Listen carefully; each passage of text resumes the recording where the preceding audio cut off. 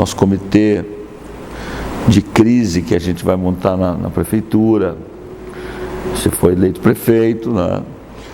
A gente chegou à conclusão que a gente vai propor o cancelamento desses aumentos do IPTU a partir de janeiro. Ela tem que ter um pouco mais de equilíbrio nisso, não? Então nós vamos cancelar os aumentos do IPTU. Foi uma tese que nós defendemos no primeiro turno, fomos para o segundo turno, nós estamos ratificando aquilo que nós defendemos, não estamos propondo isso no segundo turno, nós estamos ratificando. Tá? Muitas pessoas votaram em nós por causa disso. Então tu não pode dizer uma coisa no primeiro turno e no segundo turno dizer outra. Tu cancela 22, 23, 24, 25.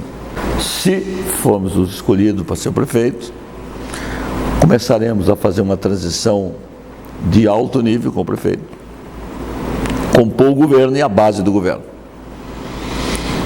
E se for o prefeito, não mandarei nenhum projeto para a Câmara sem antes discutir com a base que nós formamos. Quando o projeto chegar lá, ele foi fruto de uma discussão interna, seja ele qual o tema, não interessa o tema. Conversado com a base, eu pedirei ao líder do governo que peça para que o prefeito ou o vice, ou os dois juntos, conversem com a oposição também sobre todos os temas. A diversidade da Câmara, como ela foi composta, é de uma riqueza enorme.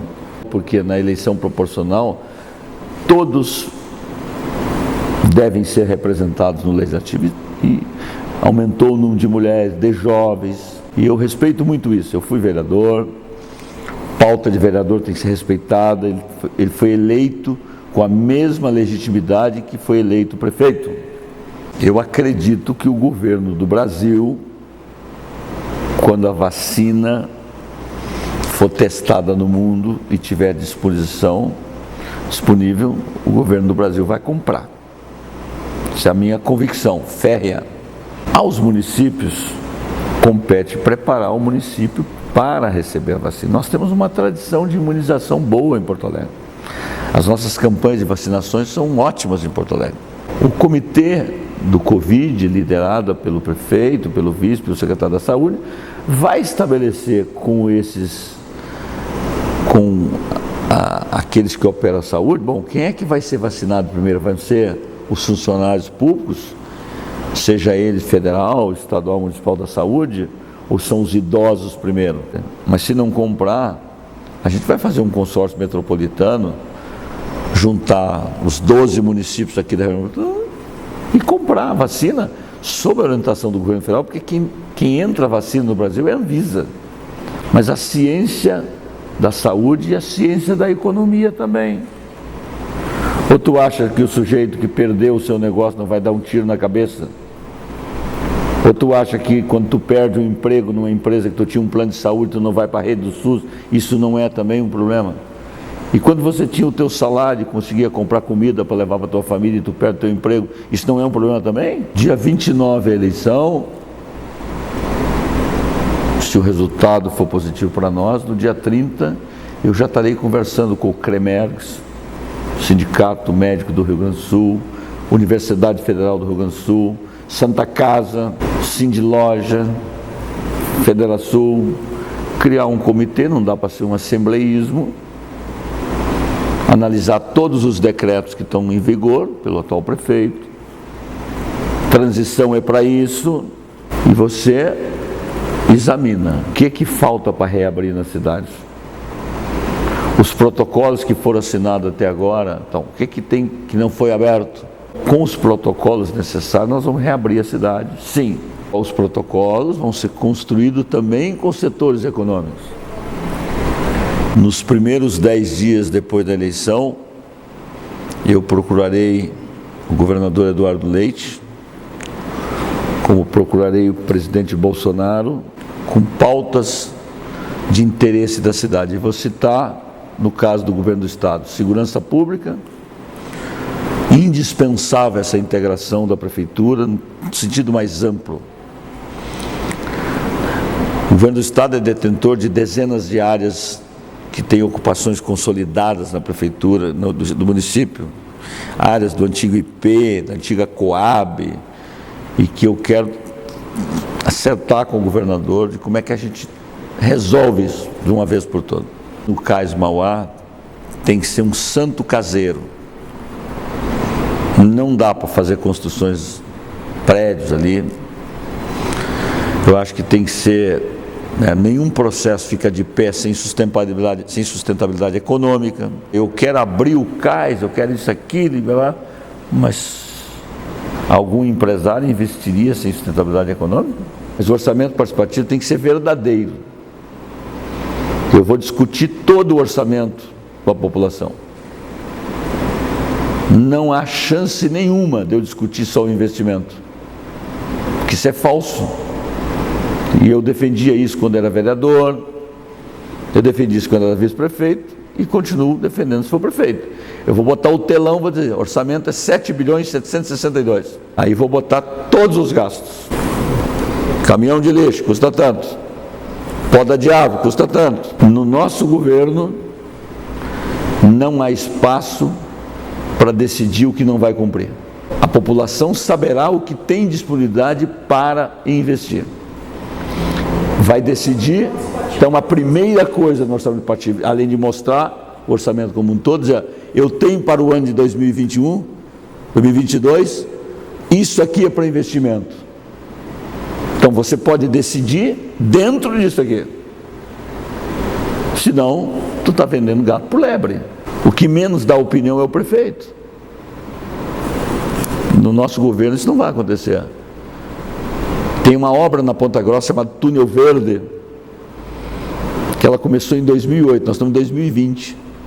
Tu acha que é honesto eu começar uma nova obra de drenagem ou terminar aquela?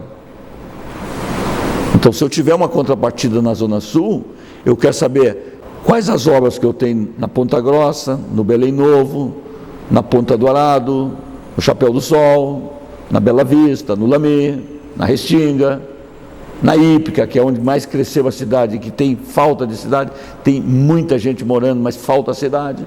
A contrapartida, ela deve ser levada de acordo com critérios que não podem ser pessoais e de necessidade. Tu tem 1000 necessidades na cidade, mas tem umas que saltam mais os olhos. Uma área que está alagando 20 anos, eu tenho dinheiro de uma contrapartida para fazer uma bacia de contenção, um prefeito tem que também dialogar com Brasília. As mesmas dificuldades que a gente vive em Porto Alegre, Goiânia também vive, Recife também vive, Fortaleza também vive, São Paulo é um mundo à parte, porque bota muito dinheiro, mas Curitiba vive, Belo Horizonte vive. Então tem que haver uma aliança nossa dos prefeitos metropolitanos de forçar de que o presidente do Brasil, o Congresso Nacional, aprove uma legislação criando um Fundo Nacional de Mobilidade Urbana. O dinheiro está em Brasília e, se não aprovar, se tirasse, por exemplo, todos os tributos federais da cadeia do ônibus, eu acho que já dá um avanço enorme. Se tu tirar o ICMS do diesel dos estados, já é um baita de um avanço. Lá já no governo da Dilma, eles desoneraram as folhas de pagamento das empresas de transporte, que vai até o final desse ano. Não sei como é que está esse processo lá em Brasília. O que eu quero te dizer é o seguinte, é que tu tem que encontrar uma composição de transporte que caiba no bolso do trabalhador, tu entendeu? Senão tu vai perdendo passageiro, e aí tu vai desregulamentar o sistema. E o sistema desregulamentado cai na mão do tráfico, cai na mão de qualquer coisa. Então, não dá para fazer isso. Então, é um desafio enorme para aquele que vier a governar a cidade, a mobilidade urbana.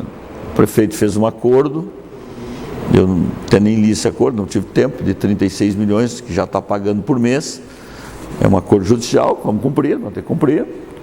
Agora, você imagina assim, de onde é que tu tira dinheiro por mês para botar no ônibus? E tu tem que também levar em conta que todos os indicadores que a gente lê é que voltará a usar transporte no máximo 70% que usava antes da pandemia.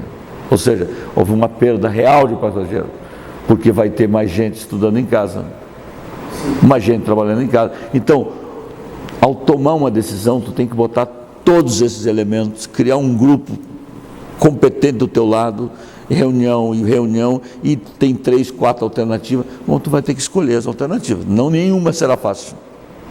Nenhuma será fácil. Mas decisão vai ter que ser tomada. Senão o sistema vai parar. Se eu não te conseguir, agora teve 15 centavos. O prefeito tirou a segunda passagem de 2017 e diminuiu 15 centavos 3 dias da eleição. Mas isso é o Brasil, não é? Mas por que ele tirou 15 centavos? Porque a Câmara votou há 100 dias atrás, e acho que ele guardou isso na gaveta para a eleição, é o seguinte: a taxa de administração que as empresas pagavam para a IPTC era de 3%. Então, cada item desse, né, ele significa uma parte da passagem. Então, por que ela reduziu 15%? 15 centavos? Porque os 3% foi possível. Então, de todos esses itens que eu estou te dizendo, toda vez que tu reduzir um item desse, tu pode reduzir a passagem. Se tu não reduzir, tu não reduz a passagem. Então, a redução da passagem está diretamente ligada se tu conseguir tirar tributos, se tu conseguir, tu entendeu? Ter um fundo, senão tu não muda a passagem. Até porque os próprios empresários querem uma passagem mais barata porque eles estão perdendo. Do que eles vivem? De passageiros. Se eu não tenho passageiro, se eu não tenho cliente no meu restaurante, eu não vendo comida. Vou ter que fechar meu restaurante. Então, se eu não tenho cliente que ande no sistema, se eu tenho 30% que é isento, eu vou espantando o que pagam. Então, como está aí, não dá mais. Se tu me perguntar, tem uma vara mágica para mim ou para minha concorrente, tu tenha certeza que não tem. E eu não vou mentir na véspera de eleição. O prefeito diz que contratou uma organização ligada à ONU, PNUD, né? Eu não sei se eles têm algum estudo já feito. A Câmara de Vereadores que eu presidi, composta de vereadores competentes, ela não tem uma estrutura técnica para poder fazer um trabalho. Então isso tem que vir do Executivo, né? Então, já deveria ter revisado o plano. Esse é um tema de alta importância. Por quê? Porque o plano diretor, eu diria que é a lei mais importante de uma cidade, porque você discute que cidade tu quer para o presente e para o futuro. Eu quero uma cidade com mais altura, eu quero uma cidade com mais espaços públicos, eu quero uma cidade com menos carro, com mais carro, eu quero uma cidade que eu resolvo meus problemas em 20 minutos, meia hora ou uma hora, ou eu quero uma cidade que cada vez está mais longe e se eu tenho que vir num posto de saúde eu demoro uma hora. Então, o plano de saúde, o plano diretor te dá essas diretrizes. Então eu vou levar em conta, para revisar o plano diretor, tudo isso. A única coisa que eu vejo quando vem plano diretor, se reduz uma discussão de alturas. O plano diretor é desenvolvimento econômico, é sustentabilidade, entendeu? Então, a revisão do plano diretor tem que enfrentar mobilidade junto, tem que enfrentar adensamento, tem que enfrentar regularização fundiária em espaços periféricos, espaços completamente, entendeu? Sem condições de habitação, de vida humana digna. Então, eu, juntamente com o Ricardo, porque vai ser um vice competente, vai ter funções muito importantes, é o seguinte, nós temos que revisar um plano diretor pensando muito no futuro da cidade. Eu gosto de uma cidade mais concentrada, porque quando eu digo adensar aonde tem equipamentos públicos, ela tem uma lógica, Fernanda.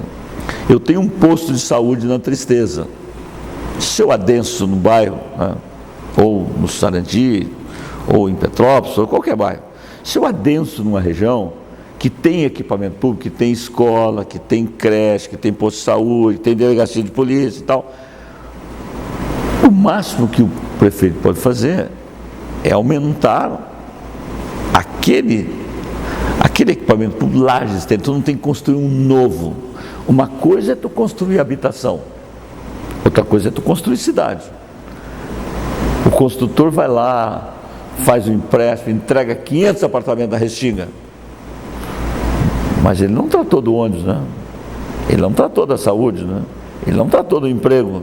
Isso é função da prefeitura. E aí vai lá e bota mais 500 pessoas. Nós erramos no planejamento urbano, nós erramos. Incluo umas gerações anteriores à minha, criaram bairros muito distantes. A Restinga foi criada na década de 70, é um exemplo disso. Uma cidade que tem mais de 100 mil habitantes, é uma realidade. Então o que tem hoje é potencializar a Restinga para que ela tenha vida própria. Quanto menos pessoas sair da Restinga diariamente, mais vida boa tem aquela região. Então, se tu potencializar do ponto da inovação, do parque industrial da Restinga, tu potencializar o comércio, a criatividade, a economia criativa, quanto menos pessoas sair de lá durante o dia, terá uma vida mais feliz, porque o cara leva 2 horas para chegar no centro, mais 2 para voltar. Prefeito não pode ser autoritário, tu pode defender teses. A altura, tu pode propor, quem aprova é a Câmara. E a sociedade acompanha muito isso, né? Então, eu não tenho nenhuma dificuldade de defender essa tese para o bem da cidade. Da minha concepção, para mim, um prédio alto, com bons afastamentos, do ponto de vista arquitetônico, é muito melhor que tu ter prédios colados no outro baixo. Então, não vê nenhum problema nisso. Eu conheço cidades com prédios altos, maravilhosos, prédios... Hoje o normal é 18 andares nas interiores, né? Nas ruas interiores é 18 andares, né? E, com exceção dos prédios, dos chamados projetos especiais. Essa é uma discussão que ela tem que estar presente. Agora, não dá para reduzir a discussão do plano diretor a essa altura, né? Aí é da pobreza do urbanismo. Eu já fui vice-prefeito, tive muitas funções, ajudei muito. Primeiro, acho que quando um vice-prefeito e um prefeito brigam, quem perde é a cidade. Então, isso não haverá conosco. Segundo, nós vamos dividir responsabilidades. O vice-prefeito tem tanta legitimidade como o prefeito para ajudar a administrar. E ele terá, eu tenho discutido com ele, nesse primeiro momento, se nós formos os vencedores da eleição, que ele pudesse conduzir a parte do desenvolvimento econômico da cidade, porque ele foi autor da Lei de Desenvolvimento Econômico, tem muita expertise nisso, então eu acho que no primeiro momento, eu delegaria ao Ricardo que nos conduzisse nesse processo do desenvolvimento econômico. Acho que ele pode, entre outras coisas, não é só isso, mas que ele pudesse regulamentar a lei que ele aprovou, facilitar licenciamento, criar todas as facilidades para empreender, para manter negócio. Porque não adianta falar em novos negócios se tu não mantém os que estão aí. Então, manter os que estão aí e ter novos negócios.